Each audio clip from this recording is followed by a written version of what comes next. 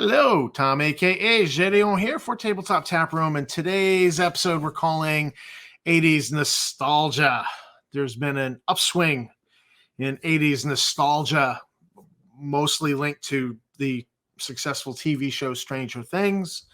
I have not watched season 1, 2, or 3, but the good wife has now roped me into watching season 4. And I kind of enjoyed it. But I've been noticing this upswing into 80s nostalgia, and I was asking myself, I says, was the 80s all that great? And thinking back, I'm like, let me see, pimples, puberty, awkwardness with girls, hazing my freshman year of high school, just didn't. I'm thinking back, I'm going, it wasn't fun. But actually, you do think back, and I think back, Dungeons and Dragons and war games like Starfleet Battles, Car Wars, Ogre, Star Frontiers, Nighthawks. So yeah, I guess there is a lot of good memories going back to the 80s. But I was kind of thinking about it, questioning the whole nostalgia. Like, I don't know how nostalgia I feel for the 80s because all the negatives. But that's the thing about nostalgia, isn't it? You look back with rose-colored glasses and you remember WWF, and Randy the Macho Man Savage, and Hulk Hogan and all that stuff, and the crazy cheesy movies that we watched. And like we watch them now, and sometimes it's like, yeah, I remember loving this so much, and it's just so cheesy to me now.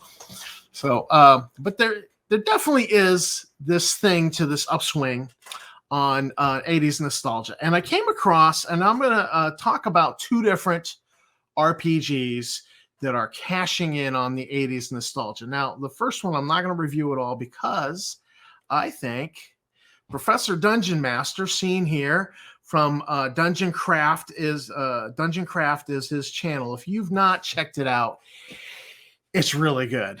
When I first discovered it, I had to binge watch about 80 something episodes, 90 something episodes. And I like Professor Dungeon. Don't 100% endorse everything he does, but I like his reasoning on a lot of things. So I want to throw the shout out and promote Professor Dungeon Master. The guy's brilliant, and I definitely appreciate his channel. Big fan and follower of his channel. So this popped in my notifications, this Dark Places and Demigorgons review for playing Stranger Things. So it's cashing in on the 80s nostalgia, and he gave this a great review, so you might want to check out. I think I'll put the link in the show notes for you to make it easier for you to go check out this review. But this is basically, you can play out the Stranger Things TV show. It's got classes like the jock and the cheerleader and the nerd, and like I think it maxes out at level 5, so it's not a high hit points kind of game. You have to use your head and try to avoid danger and try to work your way around some of these dangers. So it's a very interesting take on Dungeons and Dragons, and I think it's well worth. If you've got a friend you're looking for a gift for, and they're into Dungeons and Dragons, and they're into Stranger Things, this might be a great gift idea. They might really, really appreciate that. So that's the first game cashing in on 80s nostalgia. Again, I'm not going to review it. I think Professor Dungeon Master did a great job. I cannot improve upon what he had to say.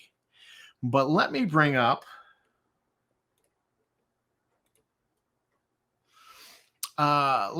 this little gem. It's called Neon Lords of the Toxic Wasteland.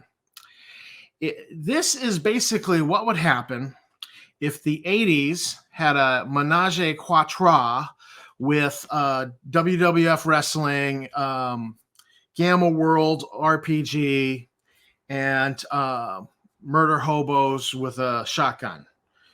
And by murder hobos, I really mean the Howard Rucker movie, Murder Hobo with a Shotgun. So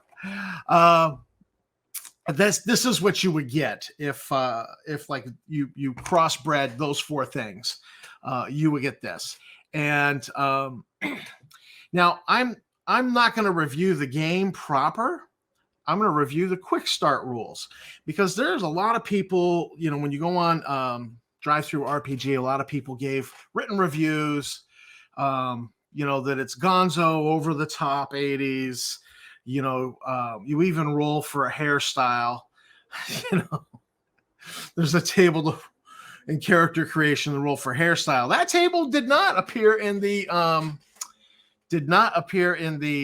quick start rules. The quick start rules are, of course, free. You download them for free. It's just to get you going, give you a taste. It's, you know, get you hooked, and then you buy the bigger, you know, the bigger set of game rules.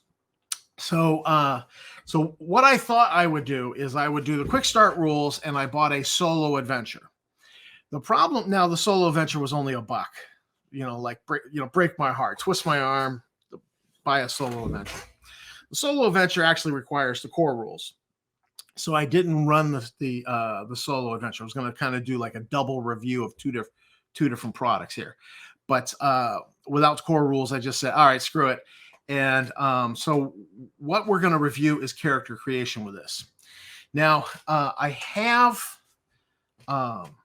basically have two criticisms of the Neon Lords of the Toxic Wasteland. And I more or less agree with most of the written reviews that I saw on Drive-Thru, and most of what I saw just bouncing around the web, checking out this game a little bit, that it's gonzo, it's over the top, it's 80s, it's great. It's, you know, it's BX rules. It's a modification of the BX rules. So, your race is your class, often is not in this. Like the Bruticon, the Bruticorn is a tank. They're like half man, half unicorn kind of mutant thing. They are a tank. At first I was like, I'm not playing that. And so I went with this guy here with the two hammers, the Cosmic Barbarian, to create a character. Now, my two criticisms of this game are, one is probably a moot criticism. I'm betting it's a moot. I just didn't find this thing. And so it could be a moot criticism. And that is that if I'm going to play this game, I need a t-shirt. I need a t-shirt with one of these neon cover arts on the back. And then, you know, see up here, this is their little like logo. Their little like seal logo. You know, you put that on the front of the shirt right over your heart, and then a nice cover art on the back. If I'm really going to get into this game, I got to have a t-shirt, and these t-shirts would be awesome. Black t-shirt with the neon cover art on the back and the logo on the front. I think they would just be eye-catching. So that's number one. Number two is, as I read the reviews, I came across this thing that one of the classes in here is this Ronald Reagan clone / cyborg, and I'm like, that's what I'm playing. I don't care what the other classes are. I'm playing the Ronald Reagan cyborg clone, whatever. And that was not in the quick start rules. Your basic choice in here is 3 classes. The Bruticorn, which is the tank. It's a tank class. The Cosmic Barbarian, he's a damage per second class. He puts out the damage. And then the War Wizard. So you got a caster, a damage specialist, and a tank. You know, and after I started re-looking at the Bruticorn, after I rolled up my Cosmic Barbarian, I kind of thought, oh, the Bruticorn might actually be fun. Like, they auto kick down doors because of the horse's leg. So I was like, oh, I kind of like that. You know, we can't open the door's stuck. No problem. Bruticorn kicks it in. Boom. So as I worked my way through the quick start rules, I got to this piece of artwork, and, you know, it's your classic police lineup, um, you know, type of thing. And so you get a picture here of the Bruticorn. He's not a classic centaur. He's just a cross between like a man and a unicorn. And you see the Ronald Reagan cyborg clone here. And I was like, because I was thinking like, I'm so going to find a Ronald Reagan miniature or figurine and modify him to be my cyborg character. And so I didn't get the Ronnie. In fact, if you look at my character sheet for the character I rolled up, I wrote on here Ronnie 01 for my first character, and I wrote that down before I knew I couldn't be a Ronnie. So, but I've left the name. There's a bunch of flavor text in here, like here's the opening to creating your character section. And it starts with, what a bunch of a-holes. So, I mean, right away, you're going to have a lot of, not a lot, but there's a fair amount. There is some vulgarity in these rules that, and some of it I just, wasn't sure if it was necessary, but it's there. And I think it's there to be part of the flavor. You get this skull with this little bit of cybernetic eye and, a punk rock haircut. And he's talking to you. And, he's going to talk to you throughout the character creation process. He's basically kind of insulting you. He's like when, you and your friends were razzing each other back in the 80s and totally dumping on each other, which I don't really even think that's actually a thing that has really, really gone away. But so this guy's going to talk to you throughout the character creation process. He's not that helpful. It's usually insults. He gives you some tips, but it's like, yeah, sure. Thanks, buddy, type of thing. And like this whole try not to die tip. Okay, great. Somebody write that down. Try not to die. So you go through rolling. They've renamed all of their stats to burliness, prowess, endurance, attitude, brains. You roll them up 3d6. There is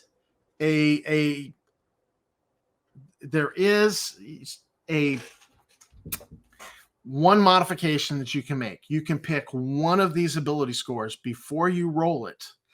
And for that one, you say, all right, this is the one I'm going to do the Neon Lord's Grace, which is basically you get to roll 3d6 and then roll 1d4 and total all of that.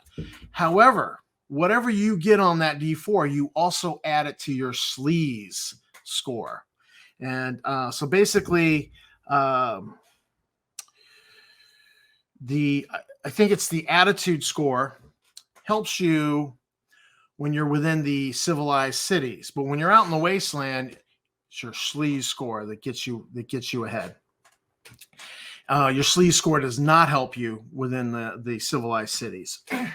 So I rolled a bunch of scores, and I hadn't read this Neon Lord's Grace, but I had rolled a bunch of scores in order, wrote them down, added them to the page here, and I ended up with a 4 for my endurance, which is kind of bad, even though I'm going to be a cosmic barbarian. But I said, that's a real low score. And at the time, I'm still thinking I'm going to be running a solo game. But so what I did was I took the Neon Lord's Grace of D4, rolled that and added, even though it had already pre-rolled it. I just said, let's just use this. And so that's what I did when I was rolling them up. And I got a 3, which then turned my 4 endurance into a 7, which was then only a -1 for hit points. Okay. But it also added 3 to my sleaze. So my sleaze went from 13 to a 16. So, all right. I'm not thinking that's a bad thing at this point. So I roll up and I start recording this information on the sheet. Now, one of the problems I have with the character sheet, you have all of these stats, to hit and damage, door kick, putting all this stuff in based off of your ability scores, you have no place to record it on the on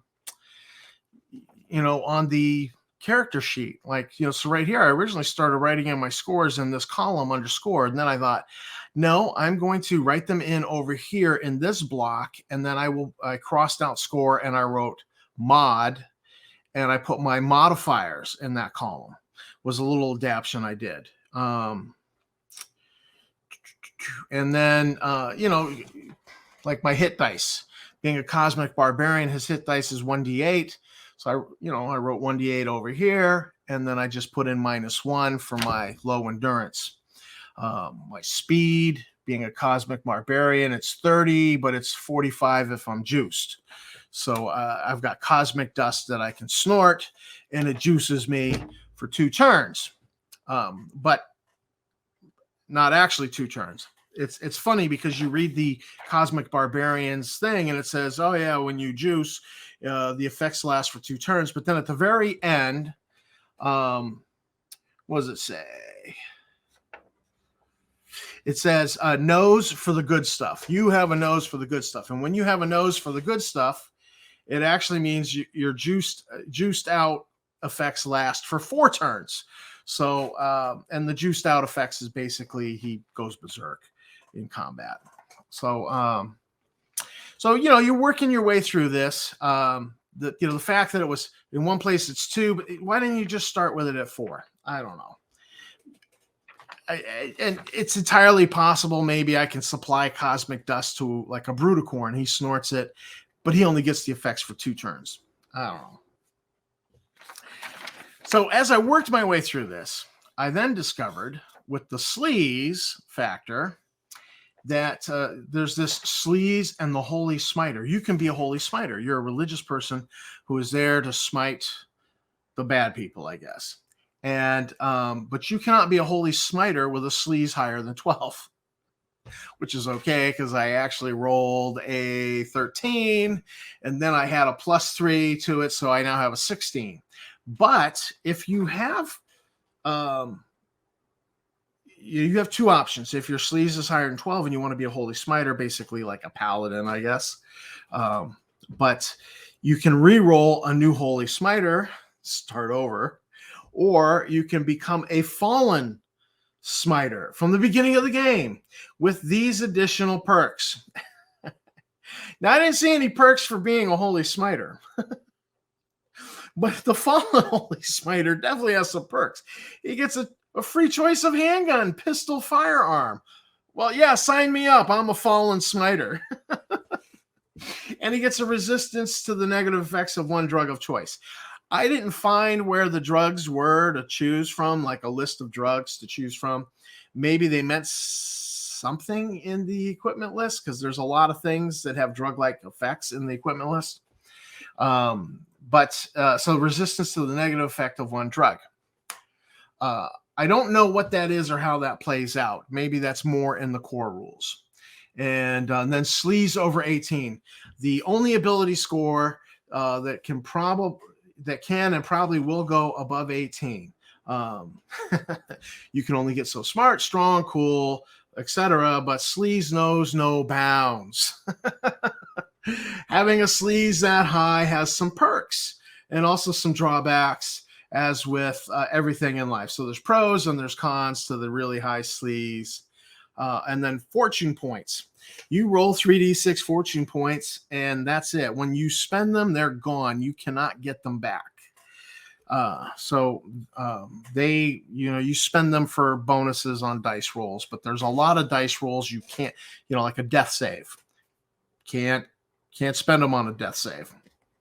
So, and then we get into the classes. So here, let me shrink it down so we get a better view.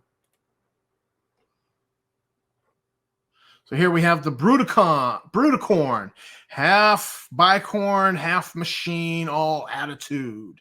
Yeah, so you got your Brudicorn's got cybernetic parts. They are a tank. Their hit dice is 1d10, base movement's 40, weapons, armor. They got some restrictions on armor, and then all these different abilities. that affect the class. And you've also got class points. You have class ability points. Like I rolled a 12.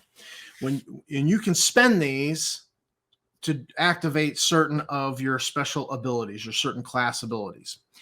But when you get down to 5 or less, it starts to get dicey.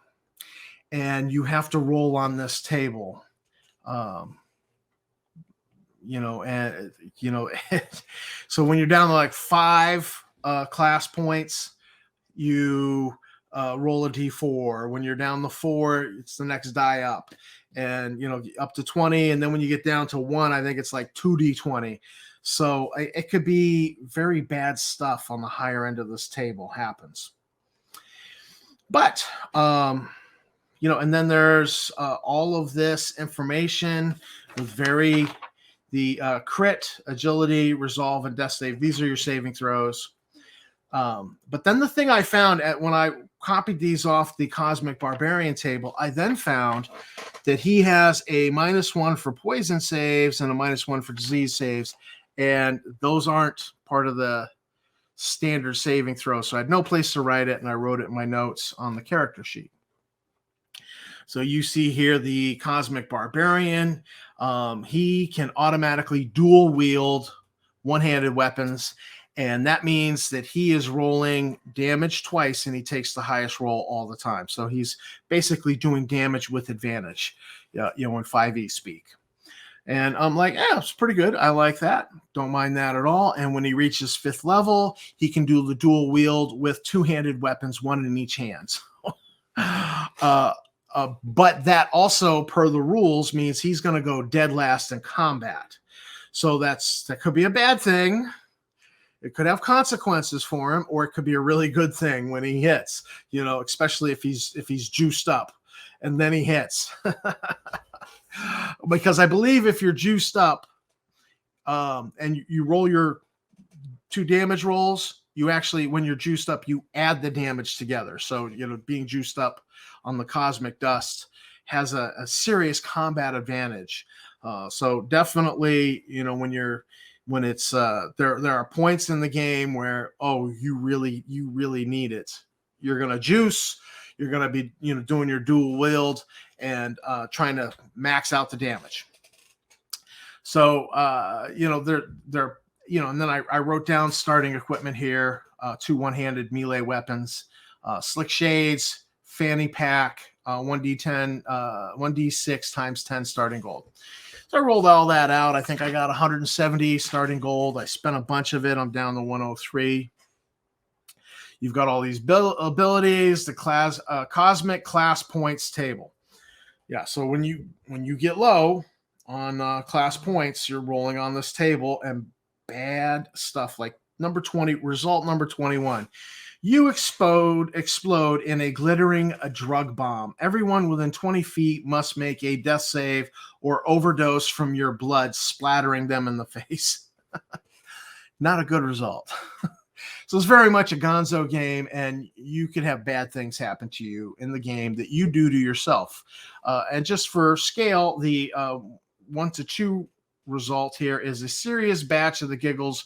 Your next roll is made at a -2 penalty. So that's not quite so bad as exploding into glittering dust. Then the discovery I made, here's the War Wizard. I decided not to roll up a War Wizard because his hit dice are the classic 1d4 hit points per level, but he obviously has a lot of power. There are demonic, a list of demon lords, and the spell they grant. Then you get into the quote from the Predator. This stuff will make you a sexual tyrannosaur. I didn't appreciate, including the profanity there so much. But, your mileage may vary. So, and the 3 rules of the Wasteland didn't make a lot of sense to me. Like, why do I got to write these down? And then we got into the weapons. And they did not make it clear what were the one hand. Now I can kind of figure them out, but they they didn't necessarily make it so clear what are the one-handed weapons. So I actually have not actually picked my dual wielding one-handed weapons. Debating between hand axes and nunchucks. So lots of stuff here. Came down, bought some gear. And then when I started getting into the firearms. The firearms, so I got a free pistol. It's not necessarily clear here which ones are the pistols. It's kind of a little bit. But I wish they had made it clear. These are your choice of pistols as a fallen smiter. So I started reading them, and I came across the Filthy Herald. Well, that's the Dirty Harry. Do you feel lucky, punk? So when I saw that, I was like, all right, yeah, we're taking that, because if you're shooting it in melee, you do 2d6 worth of damage. And I thought, whoo, yeah. And it's not a super expensive gun. I could have picked up a laser pistol for less, it's less money. So 50 GP, 1d4 with line of sight. It's got greater range. No, I kind of like the Dirty Herald. I am a damage dealer, and this will enhance my ability to damage deal. So I picked up the free Dirty Harry, and I've got some weapons. But then as I got down to the other equipment, and I'm reading up on the fanny pack. The fanny pack, where are you, fanny pack? It grants the user the use of two predetermined items during combat as a free action. So you store 2 items in it because it's your fanny pack and you've put it right in front. You can pull out one of the 2 items and use it as a free action in combat. So I was all right, that's cool. But then the small print here, +1 to your attitude. I went, oh, fantastic. So that bumped my attitude from 14 to 15. I'm like, oh, all right, pretty cool. Didn't change the mod yet. Then I noted that I had slick shades as a free equipment item. There were 20 gold, and I'm reading the thing here, and it says they +2 attitude bonus for sheer macho-ness. These are in the style of Lord Randy. These rainbow-tinted bad boys will make you the envy of everyone and grant you a +2 attitude bonus for sheer macho. So, basically you got slick shades like, Randy Savage, Macho Man Randy Savage. And, they're avoiding saying his name strictly, but you know who it is. And so that bumped me to a 17 on attitude. And I'm like, oh, not bad. Now my mod is +2 on attitude. But then as I was, trying to buy up more equipment, I came across the, where are you here? Old Glory bandana adds +1 to attitude when worn. Ding, ding, ding. I got plenty of gold. That's a 2 gold purchase. So I bought that, and that gave me an attitude of 18. Now, I don't know about games where you just buy basic equipment list and jack your ability score to an 18 automatically. Of course, this might not have worked if I had rolled a 4 for attitude.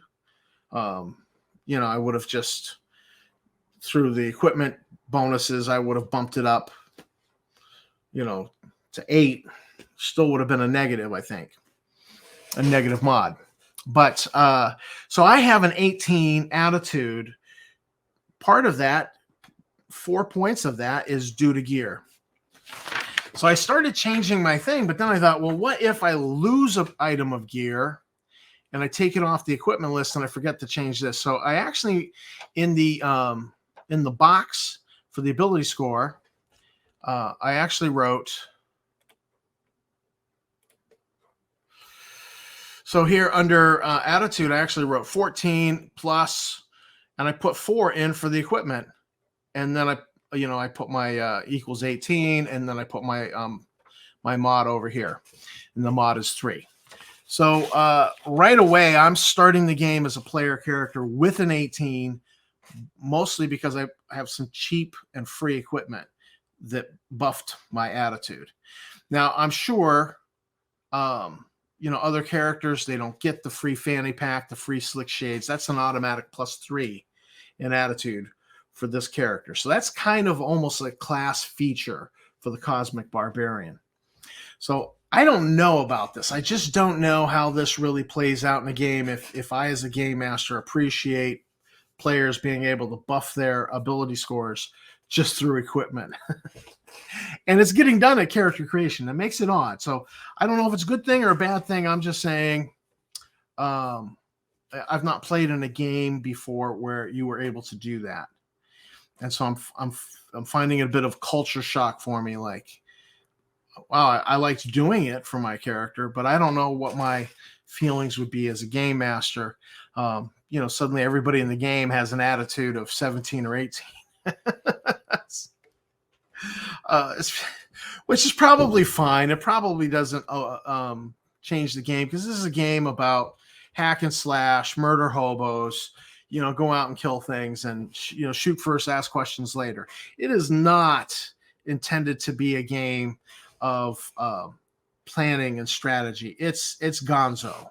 And that's clear from the beginning with the art, with the attitude of the rules. So that's my experiences here with the quick start rules and just rolling up a character. I think the game looks like a lot of fun. I think the quick start rules are the rules that you get everybody who's trying out the game for the first time to download, just because they're free. The game master will need the core rules, the actual core rules, which is like a 200-page document. And there's no print on demand option for it, which is kind of disappointing, because, a document that big, I almost want to have my sticky notes in it and be able to flip to the sections, especially when it's a new game I'm just kind of learning a little bit iffy with. So I'm a little bit disappointed on that, and 200 plus pages is a lot for me to print. Now, I've not seen the actual core book, so I'm guessing that it's the black and white art throughout, same as this, and just the neon colored cover. So therefore, you could do some printing of the core book and binding, and not have it be, drain too much of your ink. Although I would take it to a Staples or a, Office Max and try to get it printed there.